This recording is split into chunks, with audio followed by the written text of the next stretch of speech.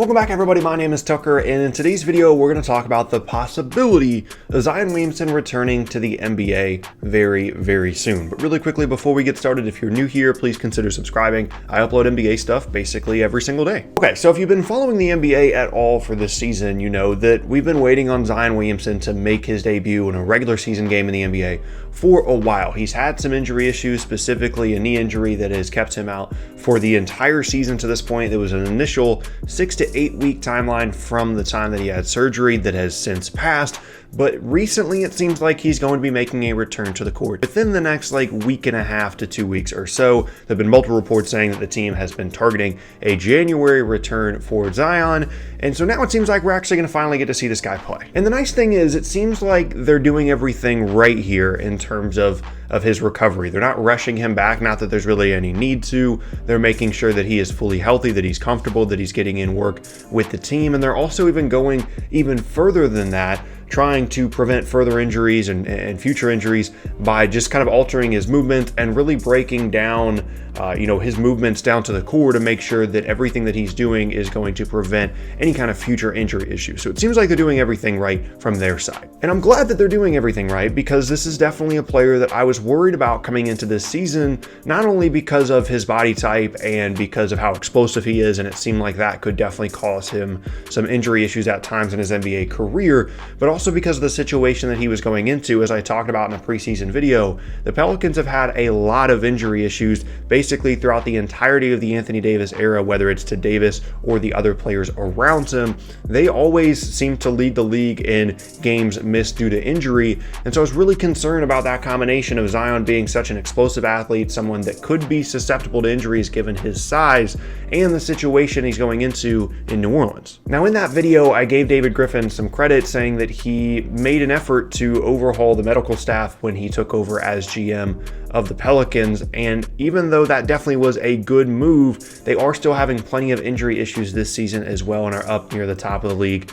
in games missed due to injury once again. So I'm still very worried about the Zion thing, even though it seems like they're doing everything right. And so I hope everything's right. I hope everything is good with Zion, and I hope that whatever injury issues he's been having have been remedied, because this isn't a team that really needs him to come back right now. They've won less than a third of their games, so there's not really any reason to rush him back. But again, it seems like they've been doing everything they can to make sure that this guy's going to have a long, healthy career, which is great news for everybody. And as I've talked about in the past, it's entirely possible that I'm over-managing this situation in my head, because I am so excited about the possibility of seeing Zion play for a long, long time in the NBA, and I recognize how much value he has to the NBA in terms of his marketability potential, the fact that he could literally have a highlight on every single play, and he's so important to the future of the NBA in terms of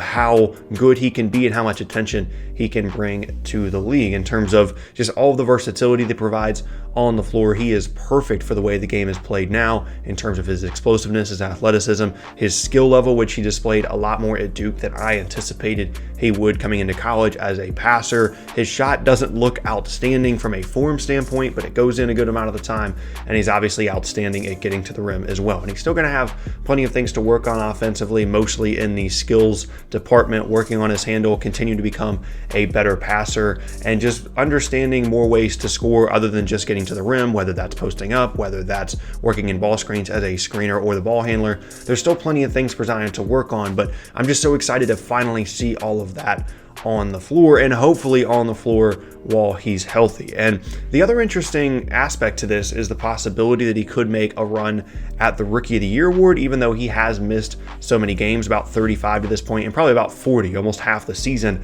by the time he does actually come back, assuming he plays the rest of the way. So it's going to be pretty difficult for him to end up taking the Rookie of the Year award away from Jah Morant, who would be my pick at the moment, but it's still going to be very exciting to watch him play. And I would hope that the Pelicans would empower him to play in a variety of different roles, whether it be as a ball handler, as a screener, playing small ball 5, playing the 3 sometimes, shooting off the ball, whatever it is that they think that this guy could do down the road. they should empower him to do that this season and try and, just try it out, because it's not like they're going to be making the playoffs this year unless he is just outstanding out of the gate and they can overcome what has been an extremely slow start. So they should use this as an opportunity to help him learn and to work on his game in a low pressure environment, because next season, when it all starts, if he is healthy throughout the rest of this year, when next season starts, there's going to be so much hype over this guy. So having a little bit less pressure on him now on a team that people know isn't very good could be a nice environment and opportunity for him to really grow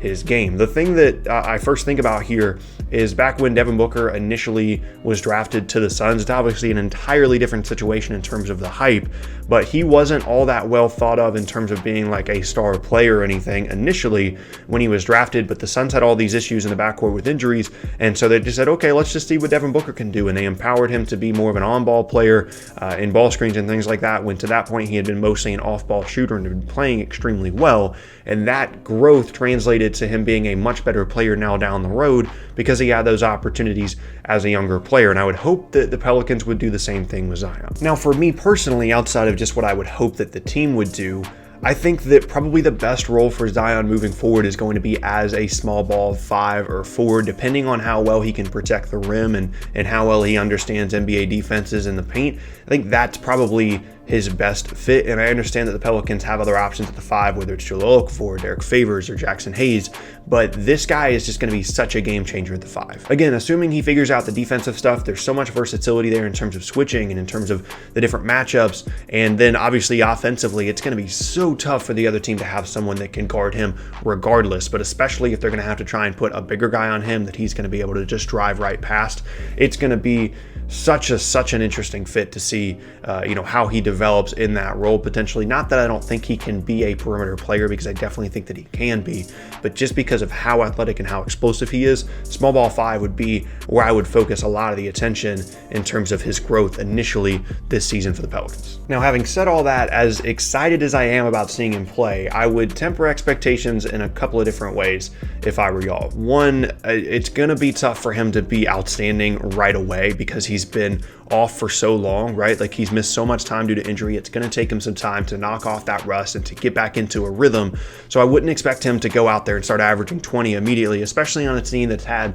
some younger players play well, especially Brandon Ingram. It's going to take him a little bit to get integrated into the team and to find his flow and to get used to playing at the NBA level and at NBA speed, right? Like, just because he looked, impressive at times in summer league and whatever he's been doing, in the offseason and things like that, doesn't mean that he's just going to immediately step in and be some 20-point per game scorer. So I would temper expectations there, but also in the long term, like, I'm still nervous about the possibility that we just never get to see peak Zion for an extended period of time due to the injury concerns. And so as excited as I am to see him play and as perfect as I think he is for the modern NBA, I'm actively telling myself, if you see something great out of him, just enjoy it for in that moment, because we might not see it for an entire career, and his career might end up being, 5 or 6 years of peak Zion, and that might be it. We're seeing this kind of in a similar way with Blake Griffin right now,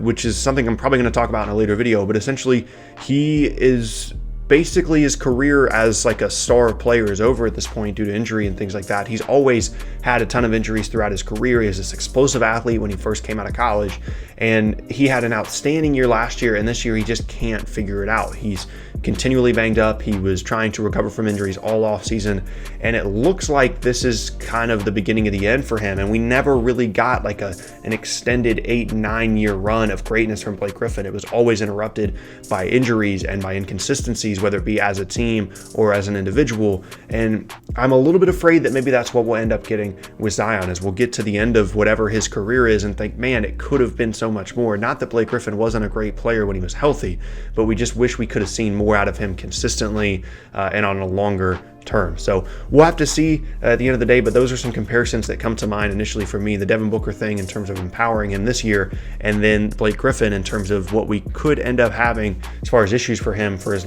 career long term in terms of those injuries. But I'm still excited, and hopefully we get to see Zion here within the next week and a half, 2 weeks, and we'll see what it all looks like finally. So that is going to be the end of today's video, and I thank you all very much for watching. Once again, my name is Tucker. If you missed any of my previous videos, then be sure to check out the boxes on screen. Thanks again, and I'll see you all next time.